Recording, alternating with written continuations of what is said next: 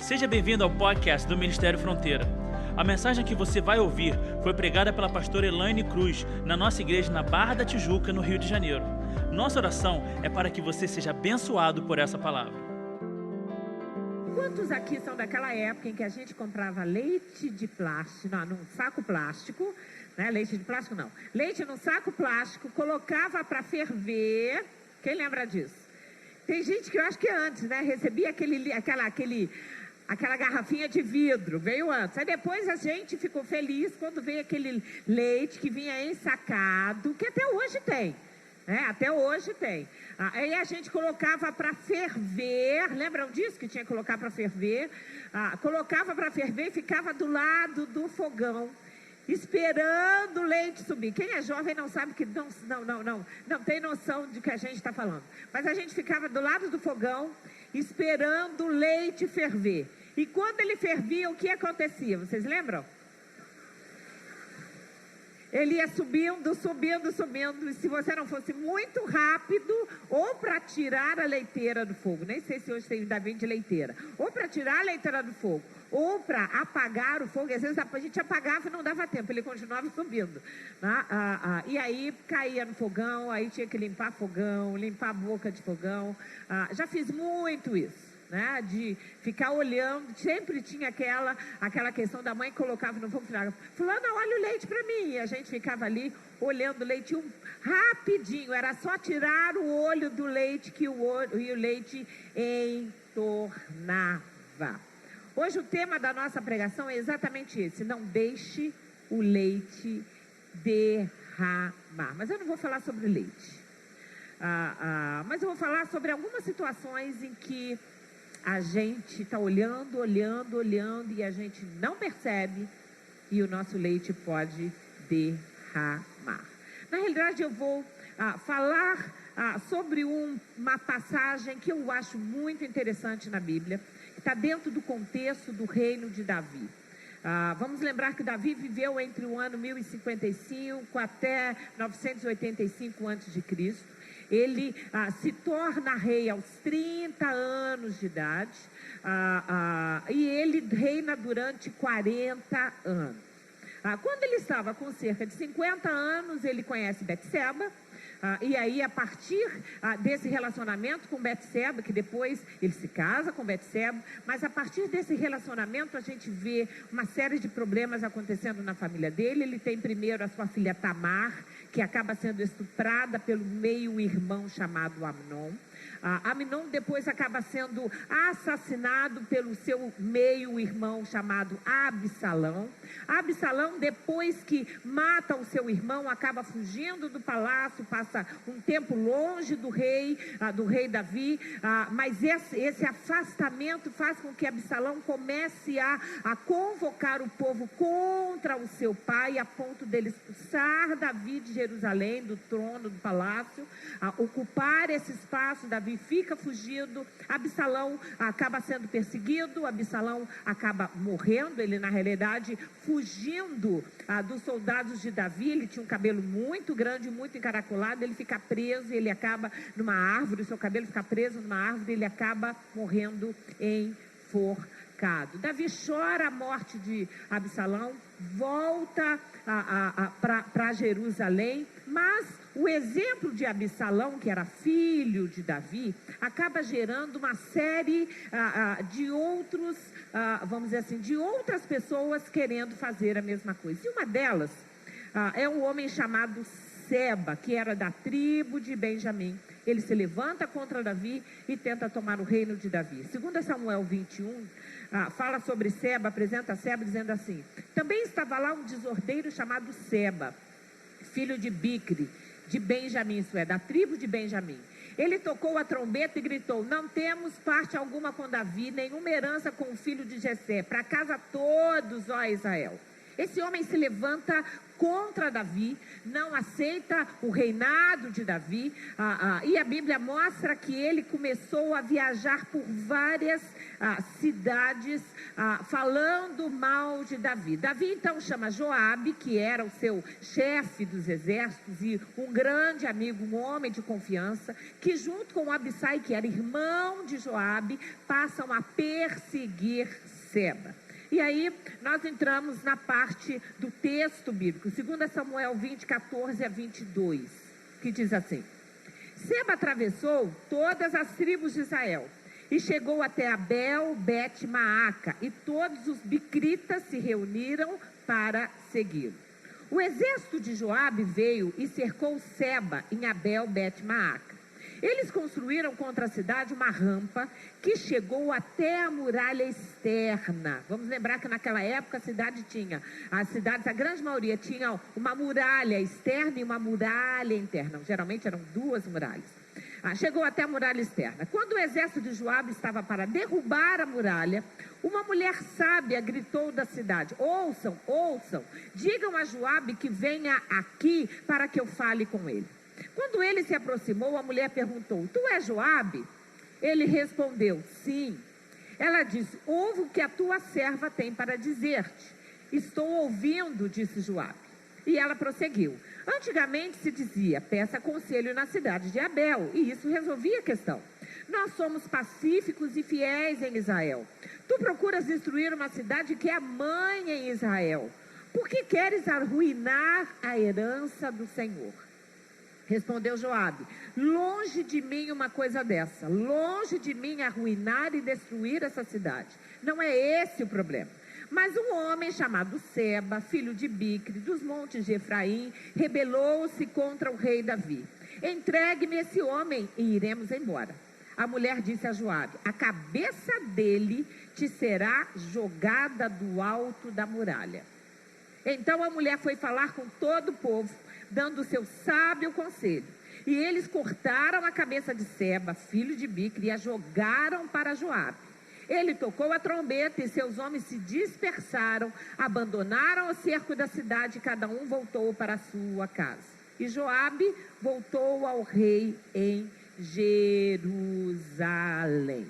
Um desordeiro, rebelde, fugindo e passando por várias cidades, chega na cidade de Abel, ou Abel Bet-Maaca. Chega na cidade de Abel, se esconde dentro da cidade, e você já entendeu. Isso fez com que o exército de Davi, que era um exército grande, de muitos homens, começassem a cercar a cidade. E a tal forma, que começaram a construir uma rampa que chegou na altura da muralha. E se a muralha, estavam a ponto de destruir a muralha. E se a muralha de uma cidade daquela época ruísse, aquela cidade literalmente caía em desgraça, porque essa cidade perdia completamente a sua proteção. Mas aí a gente tem a figura de uma mulher sábia. E eu queria pensar em algumas coisas sobre esse texto. A primeira delas é que, assim como Deus conhecia aquela mulher, Deus conhece você. É interessante que essa mulher não tem nome. Ela só é citada aqui.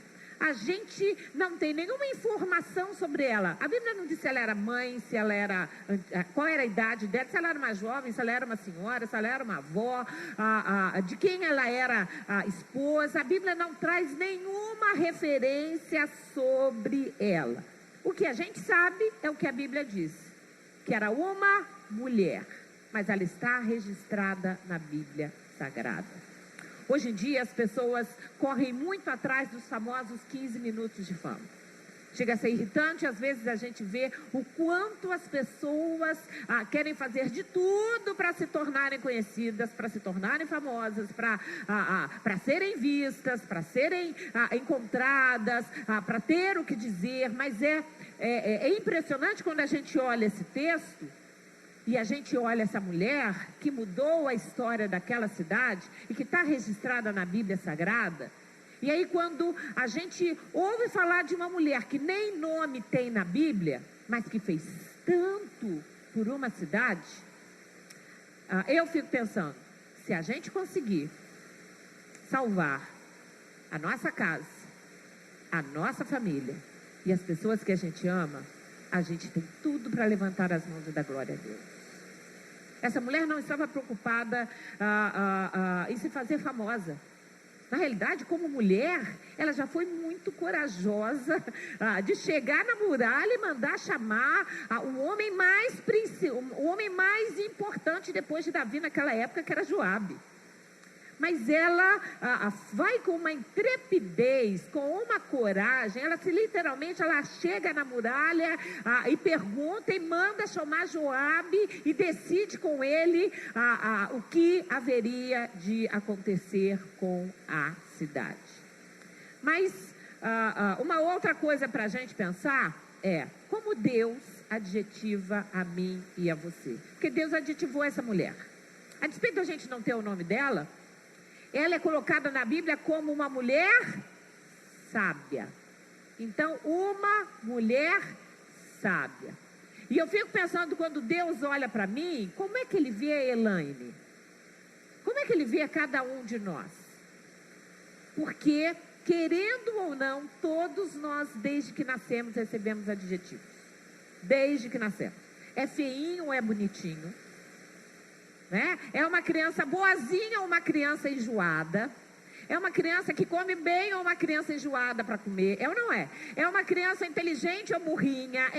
Não adianta, desde que nasce, estou dizendo os bonzinhos, né? Fora aqueles apelidos horrorosos que a gente recebe, fora as vezes que a gente já não ouviu coisas que não gostaria, porque estava acima do peso ou abaixo do peso, ou porque ele é mais alto ou mais baixo, não importa, todos nós recebemos adjetivos das pessoas. É muito bom quando a gente vem de uma casa que adjetiva a gente com afeto positivo, né? Que diz pra gente que nós somos amados, que nós somos bonitos, que nós somos importantes, que nós somos especiais.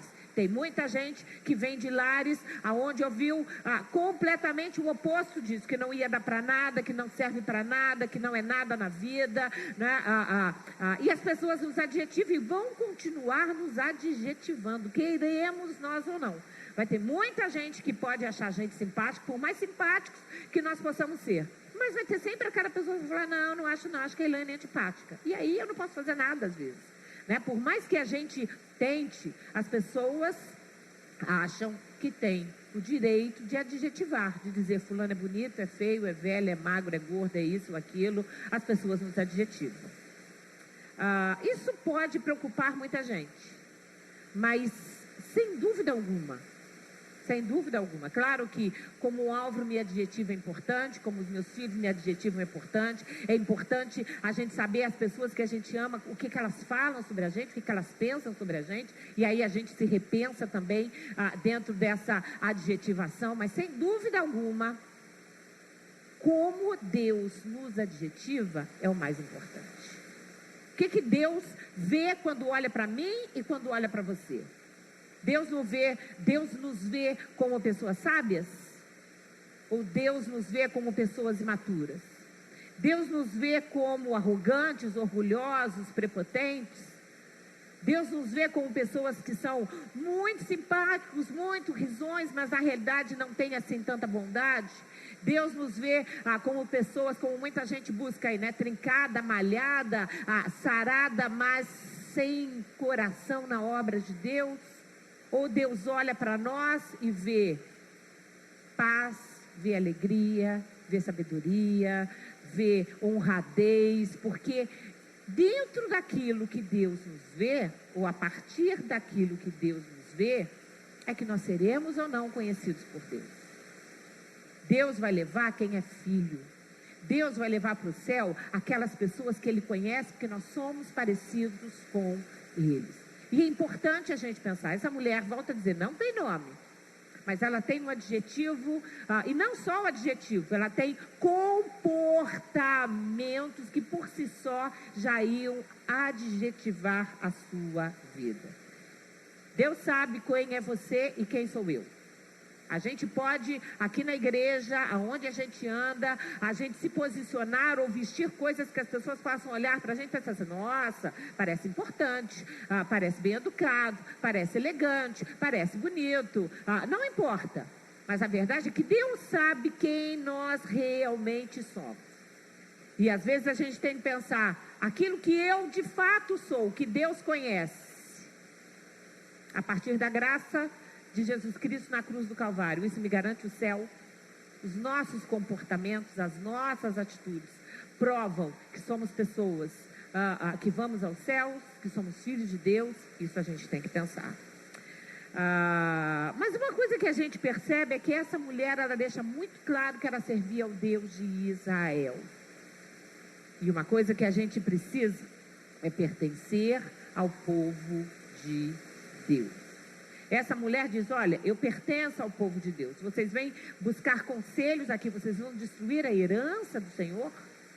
Nós pertencemos ao povo de Deus. Salmo 100, 2, 3 diz assim, prestem culto ao Senhor com alegria. Quem hoje está aqui prestando culto ao Senhor? Todos nós que estamos na casa de Deus. Prestem culto ao Senhor com alegria, entrem na sua presença com cânticos alegres. Reconheçam que Ele é o nosso Deus. Ele nos fez e somos dele. Somos seu povo e rebanho do seu pastoreio. Se tinha uma coisa que essa mulher sabia, ela deixa muito claro, eu pertenço ao Deus vivo. O que vocês estão fazendo na minha cidade? Porque vocês estão tentando destruir uma cidade que é mãe em Israel.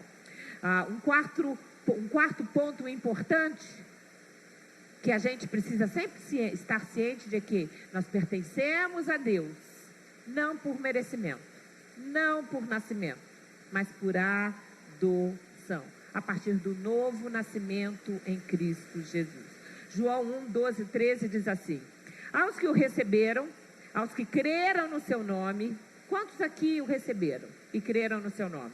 Deu-lhes o direito de se tornarem filhos de Deus, os quais não nasceram por descendência natural, nem pela vontade da carne, nem pela vontade de algum homem, mas nasceram de Deus. Romanos 8, 13, 16 diz assim, pois se vocês viverem de acordo com a carne, morrerão, mas se pelo Espírito fizerem morrer os atos do corpo, viverão.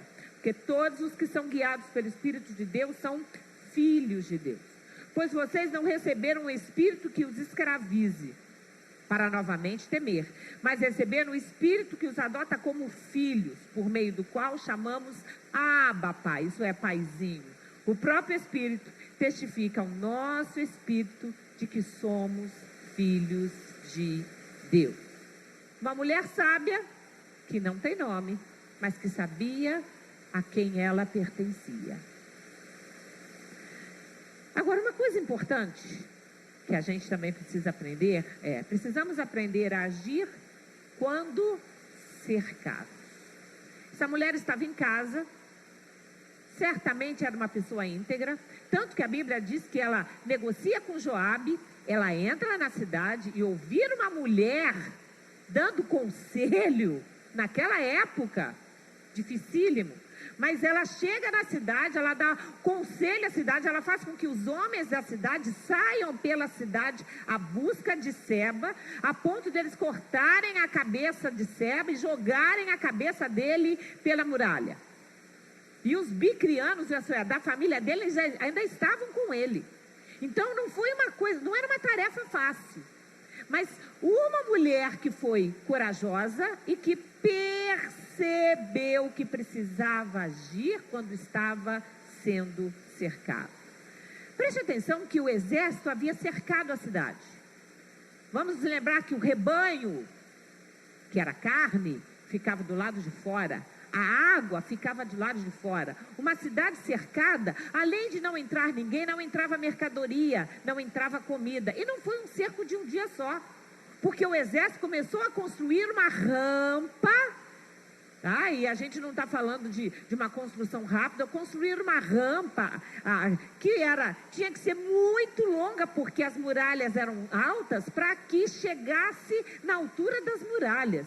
Então foi um cerco que foi acontecendo vários dias seguidos, vários dias consecutivos, que foi durando dias, trazendo insegurança, trazendo isolação, começava a trazer sede, começava a trazer fome, de uma cidade paralisada, sabendo que tinha um intruso dentro dela, e aonde ninguém fez nada. Ninguém fez nada. O interessante é que eu fico imaginando nas casas, na muralha, sempre tinha casas. Lembram de Raabe? Raabe morava numa das casas que ficava na muralha. Eu fico pensando em quantas pessoas não foram espiar o cerco. Ou vocês acham que não? Ficou todo mundo trancado dentro de casa? Sem comida, sem poder sair da cidade, sem poder negociar, sem poder pegar o seu rebanho, sem poder fazer nada do lado de fora. Quantas pessoas ficavam olhando o cerco? Ih, já subiu mais um pouquinho. Agora cercaram aqui. Agora a rampa aumentou. Agora a coisa está crescendo. A fofoca que não estava dentro da cidade. O tumulto que não estava dentro da cidade. Mas só essa mulher parou de só olhar e foi fazer alguma coisa. Nós temos vivido dias em que a gente olha e a gente percebe algum cerco. Eu olho para o Brasil, eu sou educadora, o meu mestrado foi em educação. E é muito triste, por exemplo, a gente ver o cerco que essa ideologia maligna, por exemplo, ideologia de gênero, está fazendo com as nossas crianças. O cerco da mídia que a mídia tem feito com o nosso Brasil. O cerco do pecado, da hipocrisia, do espiritismo.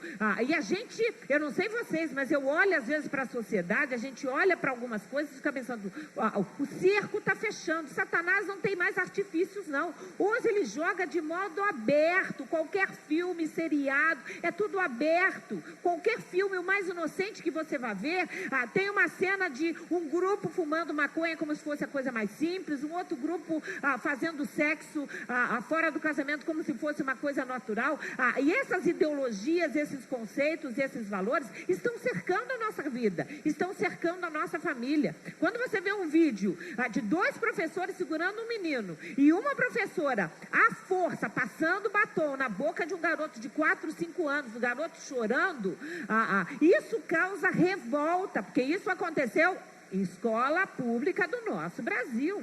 E aí a gente fica olhando, eu estou falando coisas leves, né? Porque tem coisa muito pior acontecendo. E aí a gente está vendo o cerco se fechando, e muitas vezes a gente só vê, ao invés de chamar os nossos filhos, chamar as crianças, chamar os jovens, dizer, olha o que está acontecendo e olha aquilo que a Bíblia diz. A gente não pode só ficar observando o cerco crescer e não fazer nada.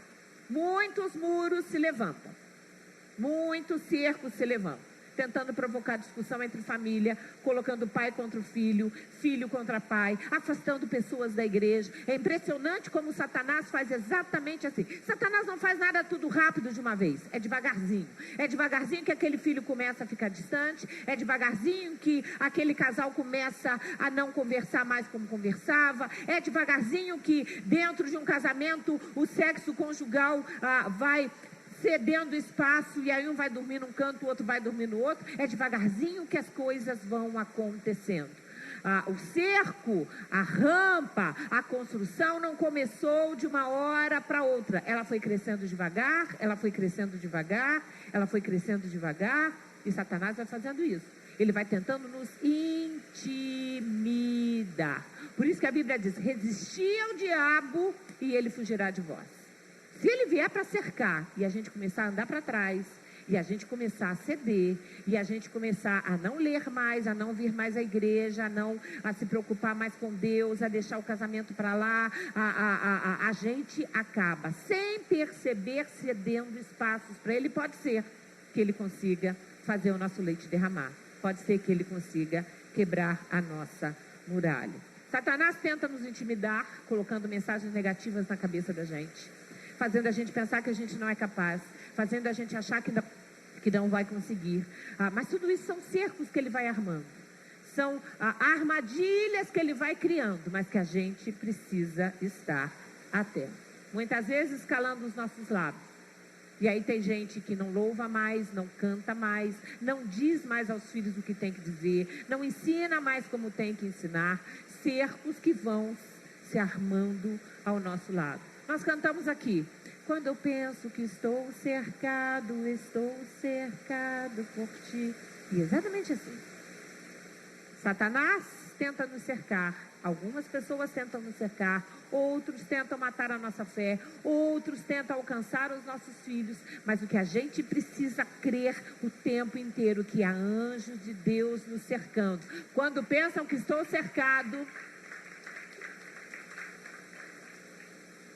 aquela mulher não ficou esperando o leite derramar. Portanto, não fique esperando o cerco subir, subir, subir e o leite derramar. Se você percebe que tem andado irritadiço, cansado, mal-humorado, descanse mais, faz alguma coisa a respeito. Se você percebe que o namoro no seu casamento acabou, invista no namoro no seu casamento. Se você percebe que não está mais com tanta disposição como estava assim para estudar, ou que você acaba se cercando de pessoas que não tem que se cercar, que vão afastar você de Deus, a gente precisa tomar as atitudes necessárias para não deixar o leite derramar. Vir para a igreja é um sacrifício? A Bíblia diz: alegrei-me quando me disseram, vamos à casa do Senhor.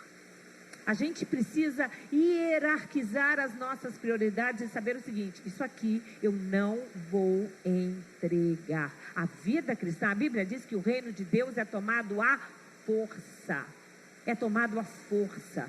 Os nossos filhos na presença de Deus, esse é tomado à força. A nossa vida diante de Deus é com esforço. Uma vida reta diante de Deus é sacrifício, porque o reino de Deus é tomado à força. O que a gente não pode é perceber o leite subindo, subindo, subindo e não fazer nada. Ela era uma mulher insignificante para a cidade, mas muito corajosa. A partir do versículo 15 a 19, diz assim: quando o exército de Joabe estava para derrubar a muralha, uma mulher sábia gritou da cidade: ouçam, ouçam, digam a Joabe que venha aqui para que eu fale com ele. Quando ele se aproximou, a mulher perguntou: tu és Joabe? E ele respondeu: sim. Ela disse: ouve o que a tua serva tem para dizer-te. Ela era muito corajosa. Ouve o que eu tenho para dizer para você. E ele disse: estou ouvindo. Antigamente se dizia: peça conselho na cidade de Abel. E isso resolvia a questão. Nós somos pacíficos e fiéis em Israel. Tu procuras destruir uma cidade que é mãe em Israel, porque queres arruinar a herança do Senhor. Sabe o que é interessante nessa mulher? Ela não ficou fazendo panelinhas. Ela não ficou tentando descobrir o que estava acontecendo. Ela foi até a muralha e perguntou diretamente por Joabe. Ela foi específica, assim como nós precisamos ser específicos na nossa oração, específicos quando a gente orar, específicos numa ordem que a gente der um filho, específicos na nossa vida com Deus, específicos. Quem não sabe onde quer chegar, não vai chegar a lugar nenhum. Quem não sabe ajoelhar e dizer para Deus especificamente aquilo que precisa, muitas vezes não vai estar pronto para receber a bênção de Deus. Deus gosta quando nós somos específicos na nossa oração, na nossa vida com Deus. Quando a gente determina, faça chuva ou faça sol, eu vou à igreja. Faça chuva ou faça sol, eu vou fazer o meu devocional. Eu esteja bem ou eu não esteja bem, eu vou permanecer firme com Deus, que nós sabemos em quem nós cremos. Ela foi direta, ela foi específica. Mas ela diz assim também: antigamente se dizia. Antigamente se dizia. Isso mostra pra gente que a gente precisa, item 7, manter os marcos antigos. Há um texto de Provérbios que diz: mantenha os seus marcos antigos como fizeram os seus pais. Hoje em dia, o antigo ficou demodê. É ou não é? Mas respeitar pai e mãe é coisa antiga. Mas ter uma família heterossexual sadia é coisa antiga. Tem que experimentar coisas novas, tem que experimentar o homossexualismo, tem que experimentar o lesbianismo, tem que experimentar todas as drogas, tem que viver tudo e muito, porque a família tradicional, os valores tradicionais e bíblicos, para muita gente, ficou demodê. Hoje em dia é raro a gente ver uma pessoa, graças a Deus não aqui dentro da igreja, mas é raro você ver uma pessoa que não esteja tatuado. É como se aquilo que a gente preservava, que era uma família correta, uma vida decente, uma pessoa íntegra, ficou demodê. E essa mulher diz assim, antigamente se dizia, peça-se conselho lá em Abel. A gente precisa, às vezes, voltar um pouquinho e remarcar, e demarcar de novo, como diz a Bíblia, manter os marcos antigos como fizeram os nossos pais. E vou além. A gente precisa voltar mais à Bíblia. Quando assistir um filme, quando ver um noticiário, quando conversar com alguém, e ter mais coragem de dizer, olha, você pode dizer tudo isso, mas a minha Bíblia diz, mas o meu Deus diz, mas a palavra de Deus afirma, porque não é o que a Elaine pensa, é o que Deus pensa, não é o que a Elaine acha, é o que Deus sabe, porque Deus é Senhor sobre todas as coisas. Uma família pautada em Deus é uma família pautada em Deus, e a gente precisa voltar a esses valores. E ela diz, olha, antigamente se pedia conselhos em Abel, e isso resolvia a questão. E aqui fala da importância da gente ter bons conselheiros. Bons conselheiros. Provérbios 13:10 diz assim, o orgulho só gera discussões, mas a sabedoria está com os que tomam conselho. Provérbios 19:20 diz assim, ouça conselhos e aceite instruções, e acabará sendo sábio. Jó 12:13 diz assim, Deus é quem tem sabedoria e poder, a Ele pertencem o conselho e o entendimento. A mulher diz assim, peça conselho, porque somos pacíficos e fiéis em Israel. Conselho, a gente pede para quem é pacífico, tem uma vida em paz, e para quem é fiel a Deus. E isso é tão importante a gente ter conselheiros, que o Espírito Santo, no Novo Testamento, é chamado de o conselheiro. E ele aconselha a gente na nossa cama. Quem aqui já teve essa experiência? De você estar deitado, às vezes acorda de madrugada, começa a orar, e você sente o Espírito Santo de Deus aconselhando você, trazendo uma direção para a sua vida. Quando você está ajoelhado e você se permite ler um pouco a Bíblia, fechar os seus olhos e começa a pensar na palavra de Deus, a palavra de Deus vai aconselhando a gente, porque a gente tem um conselheiro que mora dentro da gente. A gente tem um conselheiro que aconselha a gente, e aí é importante que a gente aprenda a ouvir essa voz. É importante que a gente retire tempo, separe tempo para ouvir os conselhos de Deus, para ouvir o que Deus vai aconselhar para você e para mim. E Deus nos aconselha sobre o nosso temperamento. Deus nos aconselha sobre como lidar com o filho. Deus nos aconselha sobre a compra de um carro. Deus nos aconselha sobre a forma da gente se vestir, da gente andar. Aconselha ou não? Aconselha. O Espírito Santo vai aconselhando a gente. É lindo quando você acorda, ou quando você levanta da sua oração, ou quando você está lendo a Bíblia e você entende que aquela palavra é conselho de Deus para a sua vida, porque a gente aprende a aplicar a Bíblia à nossa vida. O Espírito Santo de Deus é o nosso conselheiro. Portanto, item 9, não permita que a sua vida e a sua casa sejam destruídos. Ela diz assim, tu procuras destruir uma cidade que é mãe em Israel. Não permita, não deixe que Satanás destrua a sua fé, que Satanás destrua a sua casa, que Satanás detone o seu casamento, que Satanás tire a sua alegria. Não permita, porque esse é o trabalho dele. E muitas vezes ele faz o trabalho dele muito bem feito. Mas só que nós temos um conselheiro, nós temos um Deus, nós sabemos em quem nós cremos, e nós temos o direito de nos levantar e dizer, na minha casa não, no meu casamento não, com os meus filhos não, porque ele não tem poder de tocar naquilo que é de Deus. Jejue e ore pela sua casa, jejue e ore pelos seus filhos, levante as mãos dentro do seu lar e apresente a sua vida, apresente os seus negócios, apresente tudo aquilo que você tem, porque Satanás não tem poder para tocar naquilo que é de Deus. Mas ela ainda diz uma frase que mostra que a gente não pode abrir mão da nossa herança. Ela diz assim: por que queres arruinar a herança do Senhor?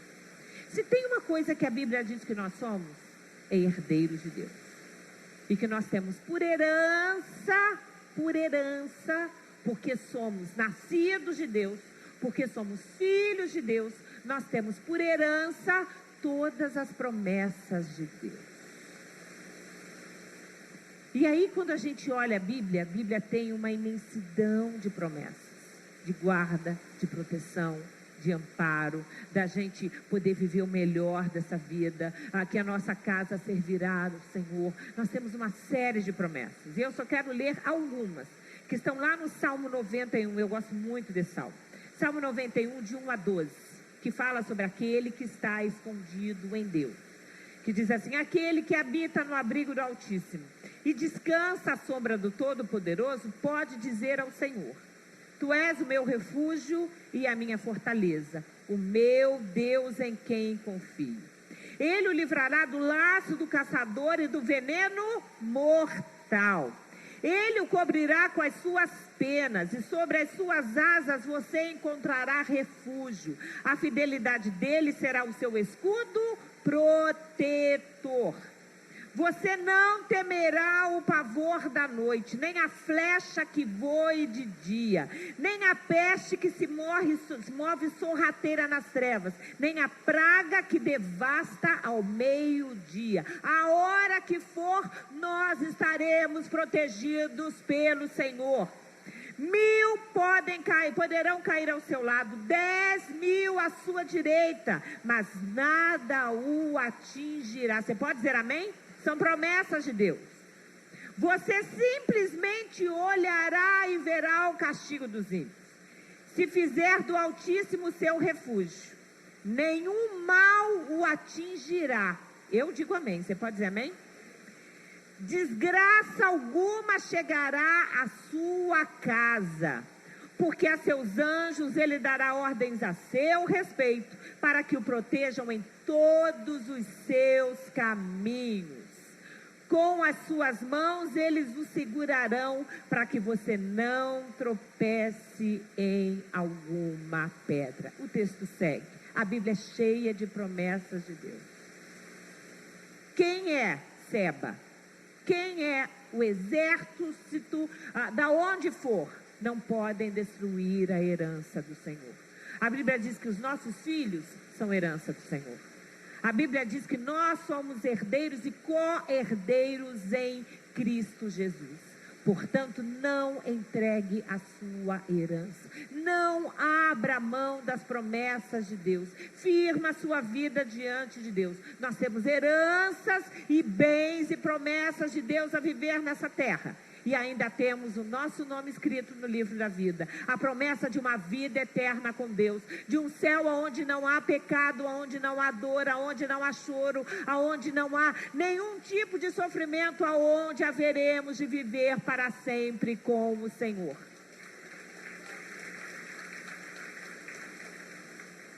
Portanto, item 11, não deixe que Seba prospere.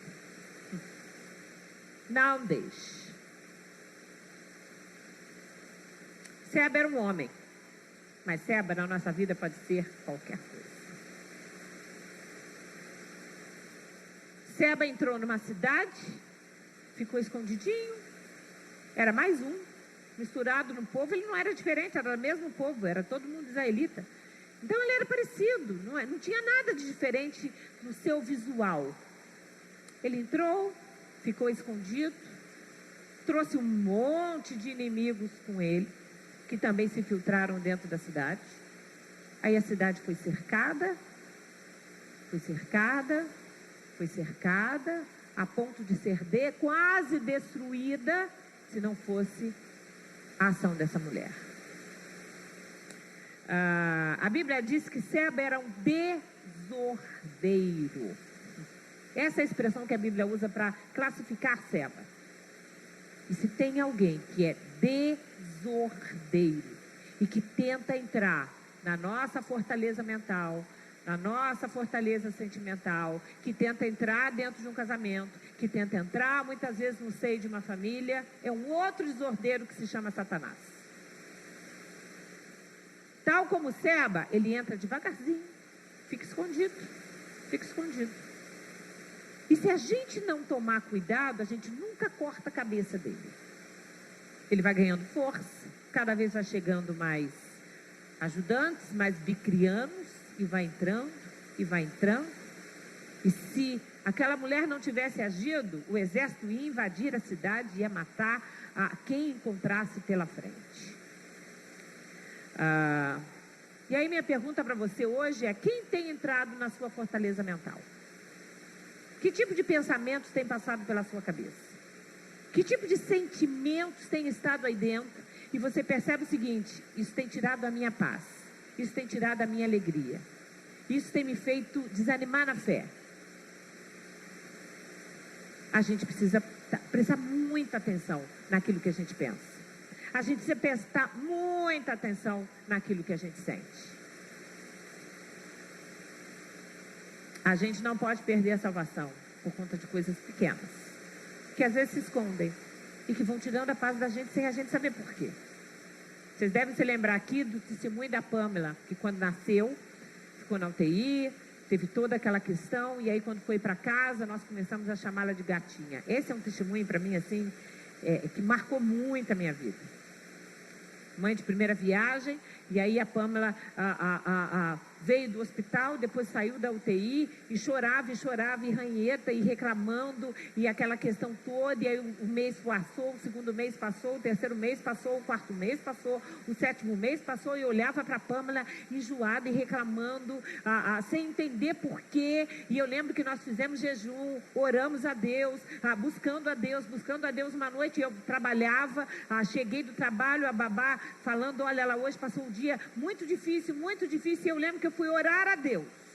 Literalmente, naquela madrugada entrei, pedi para a babá dormir no outro quarto, que ela dormia no quarto com a Pamela, ela foi para o outro quarto, eu me joguei no chão diante de Deus, orando, perguntando: Senhor, o que está acontecendo? Por que a Pamela está assim? Ela já está curada, Deus já fez tantos milagres, e é uma criança assim tão difícil às vezes de lidar.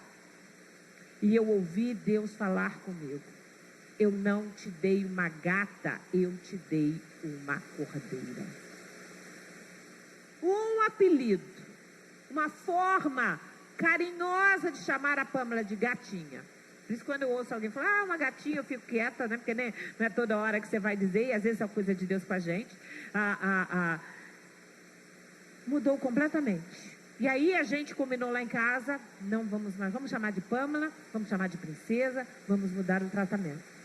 A Pamela mudou e passou a ser uma criança tranquila, comendo com tranquilidade, passava o dia numa alegria como é alegre até hoje.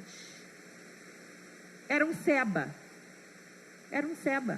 escondido dentro da minha casa, tirando o nosso sono, tirando a nossa paz, sem a gente entender por quê. Tem alguma coisa tirando a sua paz? Tem alguma coisa tirando a sua comunhão com Deus? Tem alguma coisa afastando de você o prazer de estar com o seu marido, de estar com a sua esposa? Tem alguma coisa atrapalhando a sua alegria? Repreende e tira o Seba da sua mente, do seu coração, das suas práticas, da sua vida. A gente precisa fazer isso. Às vezes é pequenininho, é uma coisa pequena, mas aquela coisa pequena vai atrapalhando o nosso cotidiano, vai atrapalhando o nosso dia a dia. E aí a gente precisa saber quem é o nosso Seba. Quem é o seu Seba? Aquele Seba teve a cabeça cortada, foi degolado. E a cabeça dele, por mais assustadora que chega a ser, essa história foi jogada pela muralha para fora. E é isso que a gente tem que fazer com os Sebas que tentam entrar na sua vida, no seu casamento, na sua família, na sua carreira, na sua paz, na sua tranquilidade, no seu sono, na sua saúde, em que área for da sua vida. O que a gente não pode é ter a promessa de Deus de viver o melhor dessa terra, de ter a promessa de Deus de ter uma vida plena, ter a promessa de Deus de bênçãos de Deus e às vezes deixar um Seba crescer dentro da nossa vida ou dentro da nossa mente. E aí o que é que pode ser o nosso Seba? Orgulho, uma mania que a gente tem, um temperamento que ainda precisa ser moldado, porque a gente fala rápido demais, porque a gente briga demais, porque a gente reclama demais, porque a gente é exigente demais, porque a gente é chato demais, não sei. Gosto pelo pecado, acomodação na religiosidade, aquela chama do primeiro amor apagou e a gente acha que está tudo bem. Preguiça de estudar, de ler a Bíblia, de vir à igreja, carência emocional. Tem muita gente que o Seba é uma carência emocional. Qualquer um serve, qualquer um presta, porque assim, eu sou tão carente. Essa carência emocional pode ser um Seba na sua vida. Pode estar destruindo você. Pode estar levando você a estar vivendo situações românticas, emocionais, assim, que você não precisa viver. Algo que você já teve lá e um comportamento que você tem que mudar e que não muda e que acaba atraindo mal ou que acaba abrindo porta para uma ação satânica. A gente precisa tomar cuidado com isso. Temperamento impulsivo, mágoas antigas que a gente guarda, eu não sei qual é o seu Seba. Eu fico sempre catando os meus. Mas tal qual essa mulher sábia, a gente precisa fazer esses dois movimentos. O movimento de descobrir aonde está o nosso inimigo e sinceramente, não estou falando agora de Satanás, não. Eu, Elaine, sou a minha maior inimiga. Aonde é que eu guardo uma lembrança, uma mágoa, uma raiva, uma altivez, um temperamento que eu sei que eu não podia fazer aquilo, mas aí eu já fiz, né? Aonde é que a gente ainda tem Sebas na nossa vida? Literalmente a gente precisa degolar. Não é fazer carinho nele, não. Nem é levar cativo, não. É degolar. Tirar a vida, tirar a força. Jogar para fora da muralha com coragem, com determinação. Tem coisas que a gente corta na nossa vida que dói. Que às vezes a gente precisa cortar, como Paulo diz, a nossa própria carne, o nosso ego. A nossa vaidade, o nosso orgulho, o nosso jeito de achar que só o jeito da gente é o correto. Lembranças, coisas que a gente guarda que a gente precisa lançar fora. Mas hoje é dia ou é noite. Para que a gente avalie, para que a gente tenha coragem de dizer, vou cortar a cabeça de Seba. Mas que a gente não fique só na fala, não. Que aquilo que essa mulher falou, ela fez. Ela voltou para dentro da cidade, chamou toda a cidade. E aí chamar a cidade aqui seria chamar literalmente os anciões da cidade, os homens importantes da cidade, que foram lá, cortaram a cabeça de Seba. Certamente os bicrianos também foram mortos nessa e jogaram a cabeça dele para fora da muralha. Não deixe o seu leite entornar. Não deixe os seus filhos perderem a fé. Traz para a igreja. Não deixa o seu casamento esmorecer. Invista nele. Ore, jejue e faça tudo o que você puder. Não deixe a sua alegria embora. Invista na sua saúde. Invista na sua vida com Deus. Não deixe Seba vencer. Mas pelo contrário, corte a cabeça dele, seja ele o que for.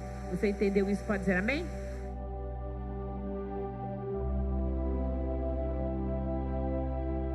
Se você quiser saber mais sobre nós, visite nosso site em ministeriofronteira.com. Nos encontre nas redes sociais ou faça parte dos nossos cultos todas as quintas e domingos. Que Deus te abençoe.